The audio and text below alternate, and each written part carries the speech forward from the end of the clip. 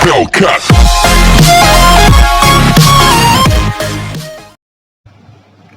So hello everyone, कैसे हैं आप लोग? उम्मीद है अच्छे होंगे। आज हमारा डिटर्मिनेंट का लास्ट सेशन है। डिटर्मिनेंट में आज हम लोग ऑब्जेक्टिव्स देखने वाले हैं, जितने भी दिए हुए हैं स्टार्टिंग से लेकर के लास्ट तक। ठीक है, तो चलो स्टार्ट करते हैं। सबसे पहले मैं 1 बाय 1 सारे एक्सरसाइज के मैंने लिख लिए हैं। वैसे मैंने लिखा है इंग्लिश में, पर मैं बोलूंगा बाईलैंग्वेज, तो वो हिंदी मीडियम और इंग्लिश मीडियम दोनों बच्चे अंडरस्टैंड कर पाएंगे, दोनों मीडियम्स के। चलते हैं। 4.1 में क्वेश्चन नंबर 8 मेंशन है, जहां पर बोला है कि determinant of x2 18x that is equal to 6 2 18 6, और 4 ऑप्शंस आपके पास गिवन है और पूछा गया है कौन सा इनमें से सही होगा। देख लेते हैं। शुरू के तो खैर इजी है, फिर धीरे धीरे करके लेवल बढ़ रहा है। एक पेज ले लेते हैं। हाँ, हमने ले लिया अगला क्वेश्चन 8th वाला। क्या मेंशन है देखो, इजी है। x2 18x that is equal to what, 6 2 18 and 6 कर दे प्रोडक्ट। हो जाएगा X square minus 36 that is equal to 36 minus 36। Hence X square minus 36 is equal to 0। That means X square is equal to 36, मतलब x is equal to plus minus 6। ये आपका answer आ जाएगा। अब यहाँ पर देखो 4 ऑप्शन है, 6 प्लस माइनस 6 माइनस 6 एंड 0। तो यहाँ पर आंसर होगा प्लस माइनस 6। कई बार यहाँ गलती क्या करते, जल्दी जल्दी में X square is equal to 36 देखते और लगा देते एक्स इज इक्वल टू 6, तो गड़बड़ हो जाता। हाँ, अगर ये ऑप्शंस में नहीं है तो फिर आप इसको लिखते, बट अगर प्लस माइनस मेंशन है तो आपको वो लिखना चाहिए। ठीक है, तो that is option number B. तो ये 4.1 का सेशन था। 4.2 में क्या है उसके ऊपर बात कर लेते हैं, आ जाओ। 4.2 में देखो क्या है। 4.2 में आपके पास बोला है कि ए कोई स्क्वायर मैट्रिक्स है। क्वेश्चन नंबर 15 जो ऑब्जेक्टिव गिवन है, वहां बोला है ए कोई स्क्वायर मैट्रिक्स है, मतलब वर्ग आव्यूह है जिसका ऑर्डर है 3x3, जिसका ऑर्डर है 3x3। तब डिटर्मिनेंट ऑफ के ए का मॉड किसके इक्वल आएगा। मैं आपको एक फॉर्मूला भी बता दे रहा हूँ और क्वेश्चन को सॉल्व करके प्रूफ करके भी दिखा दे रहा हूँ। देखो क्या होता है, जैसे के A that is equal to, formula होता है k की power n into determinant of A, जहां पर n जो है वो शो करता है ऑर्डर ऑफ मैट्रिक्स, और you can say order of determinant, क्योंकि डिटर्मिनेंट ऑलवेज एक स्क्वायर मैट्रिक्स ही होता है। स्क्वायर मैट्रिक्स की ही वैल्यू होती है डिटर्मिनेंट, है ना। You can say order of determinant. अब देखो क्या मतलब है, यहाँ पर मतलब है कि a अगर 3x3 का है, a 3x3 का है, तो डिटर्मिनेंट ऑफ के ए की वैल्यू आएगी k की पावर 3 इंटू डिटर्मिनेंट ऑफ ए। अगर a 4x4 का मैट्रिक्स होता या डिटर्मिनेंट होता, उस सिचुएशन में यहाँ पर ऐसा होता कि इसकी वैल्यू आती k raise to the power 4 into determinant of A. ठीक है, एक ऑब्जेक्टिव और बना हुआ है, मुझे याद आ रहा है कि a कोई 3x3 ऑर्डर का मैट्रिक्स है, तब बताओ डिटर्मिनेंट ऑफ 5a की वैल्यू कितनी आएगी। ये देखो 3x3 है ना, तो जितने जो ऑर्डर है वो कांस्टेंट की पावर में रेज हो जाता है। इसकी वैल्यू आनी है determinant of 5a that is equal to 5 raise to the power 3 into determinant of a, which can be written as 125 into determinant of a। ये तो बात हुई भाई ऐसी डायरेक्ट वाली, जिसको हम फॉर्मूले समझ रहे हैं, बट ये बनता कैसे है वो भी समझना है, तो बता दे रहा हूं मैं छोटा सा एक तरीका। जैसे 2x2 के लिए बता दे रहा हूं, तो आप इजीली समझ लोगे। अब देखो क्या होता है, अगर मान लो कैपिटल ए को मान लेता हूं मैं, ये पेन नहीं चल रहा है, इस दूसरा ले लेते हैं। कैपिटल ए को मैं मान लेता हूं A11 A12 A21 and A22, ये कैपिटल ए। ठीक है, अब इस पे मैं k का इंटू करा रहा हूं, के ए। ठीक है, हर किसी में k का इंटू हो जाएगा, that means k A11 k A12 that means k A21 then k A22। जब आप इसका मॉड लेके सॉल्व करेंगे, तो ध्यान से देखो, हमने पढ़ा है कि किसी रो में से आप एक कॉलम कॉमन लेंगे तो वो पूरे में से बाहर आ जाएगा, यहाँ से भी k कॉमन लेंगे तो वो पूरे में से बाहर आ जाएगा।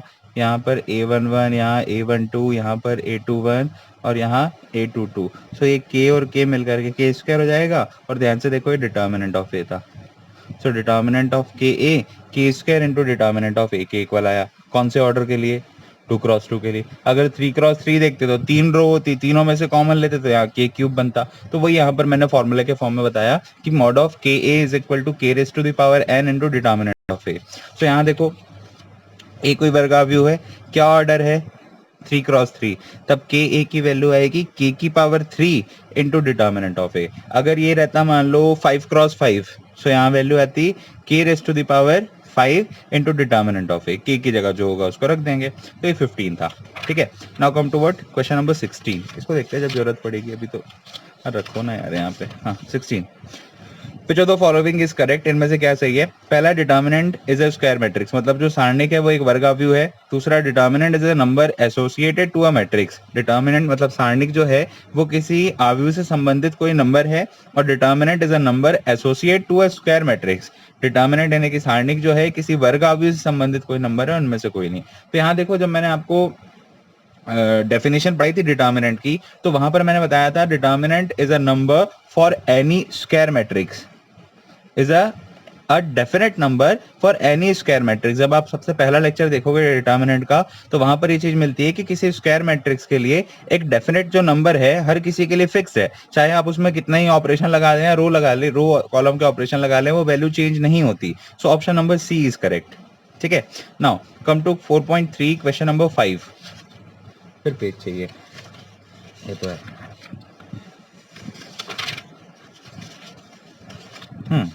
4.3 क्वेश्चन नंबर 5 क्या बोल रहा है क्वेश्चन 4.3, एरिया ऑफ ट्राइंगल है 35 स्क्वायर यूनिट्स, और उसके जो वर्टाइसेस गिवन है वो है ना कि 2 -6 5 4 एंड k4। देन आपको पता करना है कि what is the value of k, है ना।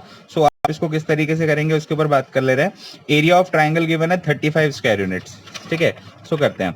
सो एरिया ऑफ ट्राइंगल का अगर आपको फॉर्मूला याद है वो था 1/2 x1 y1 1 x2 y2 1 x3 y3 1, ये था। करते हैं सॉल्व।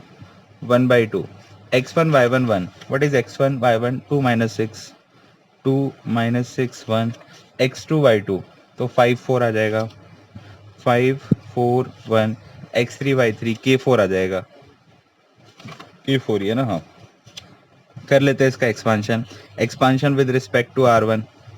सो अरे सॉरी गड़बड़ हो गया, यहाँ लिखते ना 1/2। एक्सपांशन करना मैंने आपको सिखाया, बड़ा ब्रैकेट यूज कर ले रहे हैं। पहले 2 कवर करेंगे, सो यहाँ आ जाना है 4 - 4 दैट मीन 0, देन फिर माइनस ऑफ -6 बिकम्स +6, कवर करेंगे, सो यहाँ आ जाना है 5 माइनस k। ये मैं एक्सपांशन पहले सिखा चुका हूँ, आप प्रीवियस लेक्चर चेक करेंगे आपको मिल जाएगा वहाँ पे, है ना। सो इसको सॉल्व करेंगे तो यहाँ आ जाना है 20 - 4k। सो ये आपकी वैल्यू आ रही है, इसको थोड़ा सिंप्लीफाइड कर ले रहे हैं। 2 × 0 becomes 2, 6 का अंदर इंटू करा दो, 6 5 30, 30 - 6k प्लस 20 - 4k। सो 30 + 20 कितना हो जाना है, 30 + 20 50, और सामने चल रहा है 1/2, ये हो जाएगा 50 - 6k - 4k becomes -10k, and 50 - 10k को 2 से डिवाइड करेंगे, so 25 - 5k, oh sorry 25 - 5k।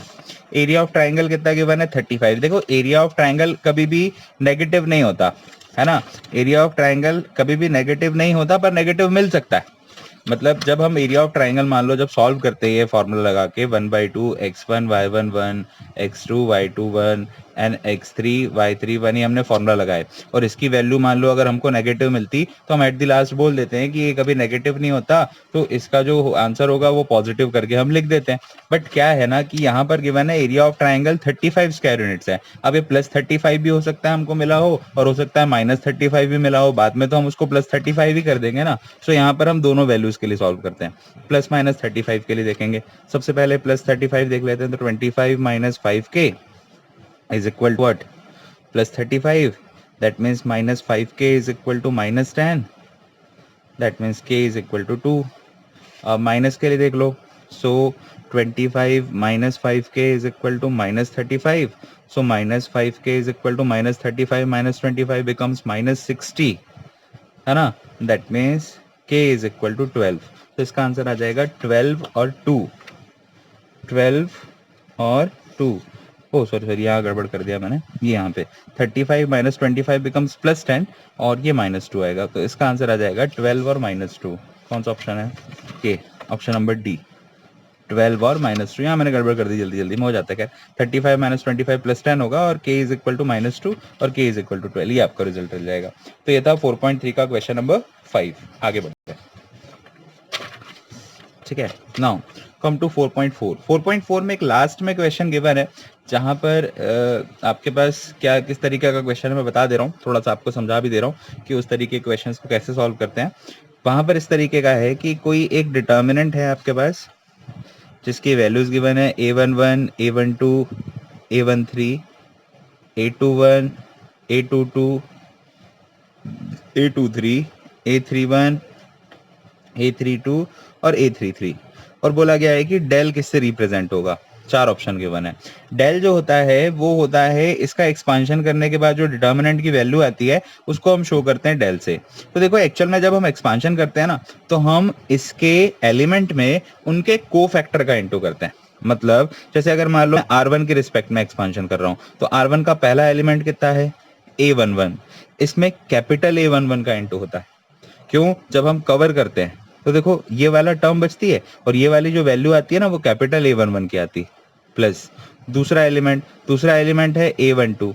A12 में इंटू होता है कैपिटल A12 का। कैपिटल A12 किसको शो कर रहा है? कोफैक्टर को। तो देखो कैपिटल A12 जब आप निकालने जाओगे ना, तो ऐसे ही करके निकालोगे और जो रिजल्ट आएगा उसमें -1 का प्रोडक्ट करोगे, तो यहाँ भी हम -1 का प्रोडक्ट करते हैं। प्लस अगला वाला अगर निकालने जाओ तो A13 इंटू कैपिटल A13। तो एलिमेंट में कोफैक्टर का इंटू करके जब हम सम कर देते हैं तो हमको डेल मिलता है, which is the value of determinant, और you can say the value we gain by the expansion of determinant, जैसा आप कह सकते हैं। सो कैसे निकालते हैं? उनकी वैल्यूज में उनके डिटर्मिनेंट्स का इंटू करते हैं। पर ऐसा कभी नहीं होगा कि A11 में A22 का इंटू करा दो, कैपिटल A22 का, और यहाँ पर किसी और का।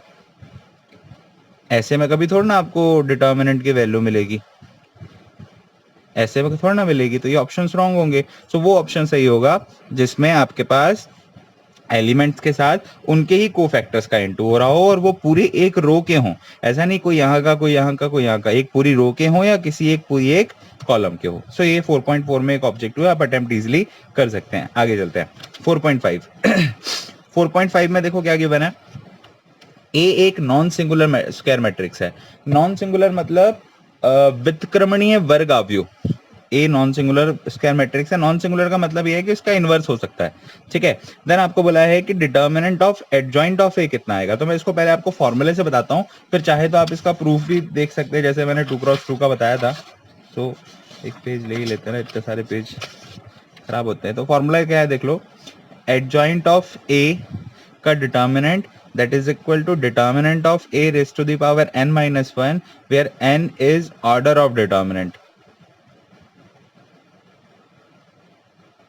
आप चाहो तो सॉल्व करके देख लेना, कोई रैंडम वैल्यूज रख लेना। मतलब जैसे ये 3x3 का है, 3x3 ऑर्डर का है ना, तो n की वैल्यू 3।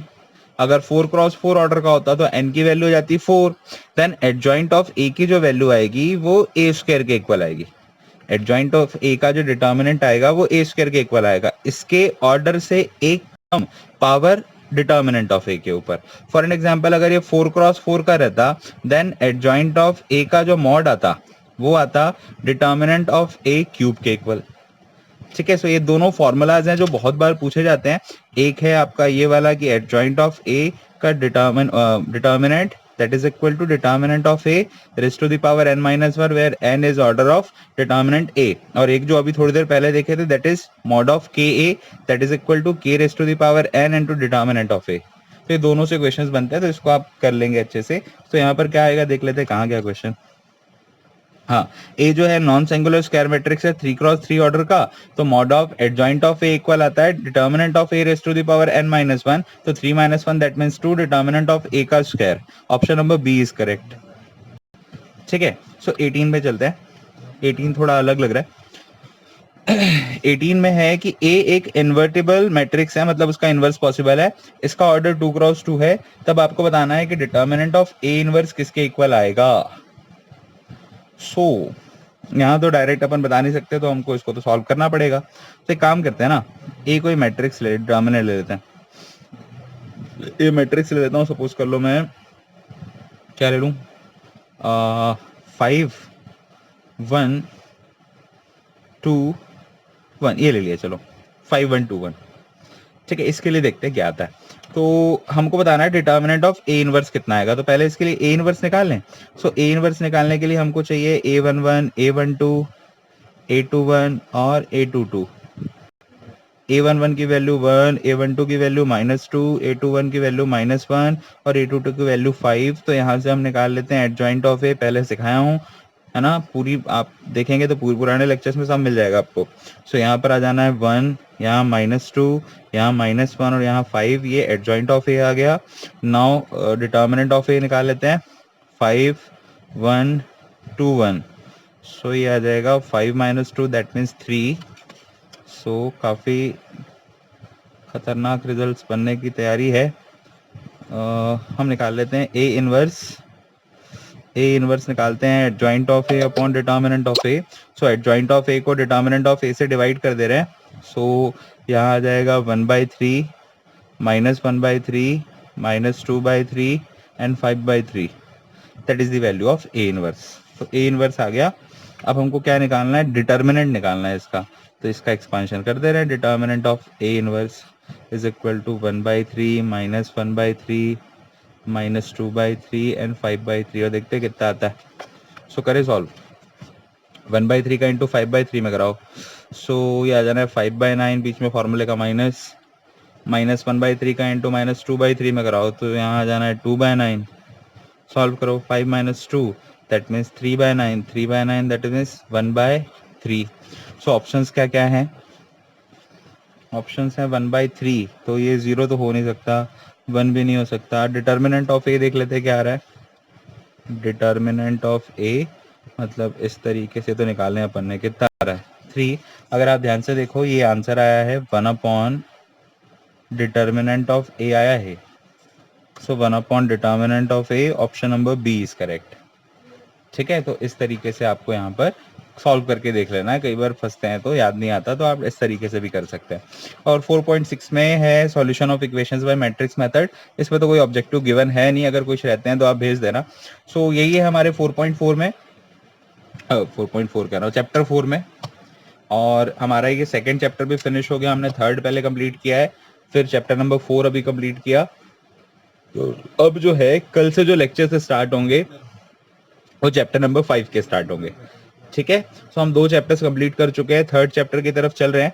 सो आप लोग रेगुलर वीडियोस अटेंड करें, आपकी पढ़ाई कंटिन्यू चलती जाएगी। और जितना ज़्यादा हो सकता है वीडियो को शेयर करें, ताकि मैं चाह रहा हूँ कि हम लाइव क्लासेस स्टार्ट करें। उसके लिए कम्युनिटी का अच्छा होना ज़रूरी है। तो आप लोगों से रिक्वेस्ट है कि जितना ज़्यादा हो सकता है वीडियो को शेयर करें। अच्छा लगता है लाइक करें। जो लोग न्यू व्यूवर्स हैं, अच्छा लगा होगा कंटेंट तो चैनल को सब्सक्राइब करें। चलिए मिलते हैं नेक्स्ट लेक्चर में। Till then bye.